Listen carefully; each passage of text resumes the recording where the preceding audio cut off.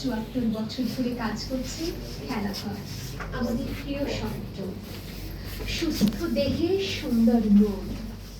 একজন শিশু সুস্থভাবে বেড়ে ওঠার জন্য যেমন দরকার সুষম খাদ্য ও মুক্ত আলো বাতাস, তেমনি সুন্দর মানসিকতা গড়তে দরকার কুসংস্কার মুক্ত উদার পরিবেশ।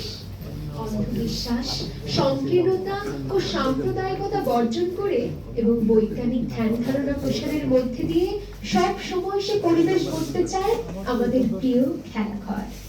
নাচ, গান, আবৃত্তি আর খেলাধুলার পাশাপাশি এখানে আমরা শিখি বড়দের শ্রদ্ধা করতে আর অন্যায় কাজ থেকে বিরত থাকতে। মানুষে মানুষে, জাতিতে জাতিতে ভালোবাসা আর ভ্রাতৃত্বের বন্ধন ও সমতাবোধের আদর্শ প্রতিষ্ঠা করা শিখতে আমরা খেলাঘরে আসি।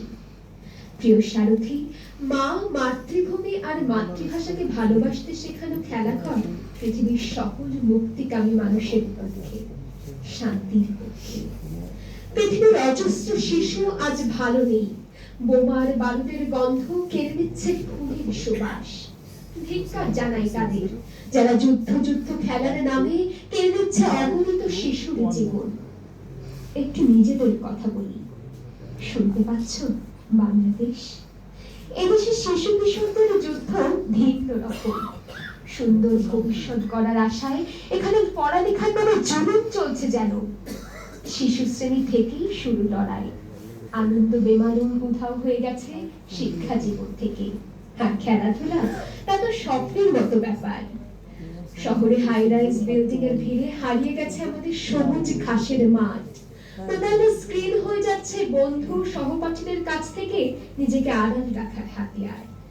এদেশে ঘরে বাইরে কোথাও নিরাপদ নেই শিশুরা। কাগজে তো প্রতিদিন লেখা হচ্ছে ঝুঁকিপূর্ণ শিশু শ্রম, ভাসমান পথ শিশু আর কিশোর গ্যাং কালচারের কথা। প্রতিকার আছে কি? না। টিভিতে ছোটদের মন খুলে কথা বলার মতো ভালো একটা অনুষ্ঠান পর্যন্ত নেই। প্রিয় বন্ধুরা, পরিবারের বাইরে স্কুল বলো আর মাদ্রাসা বলো, কোথাও নিপীড়নের হাত থেকে আমাদের রেহাই নেই। আমরা যেন দম দেওয়া পুতুল। কিন্তু এভাবে আমরা বাঁচতে চাই না।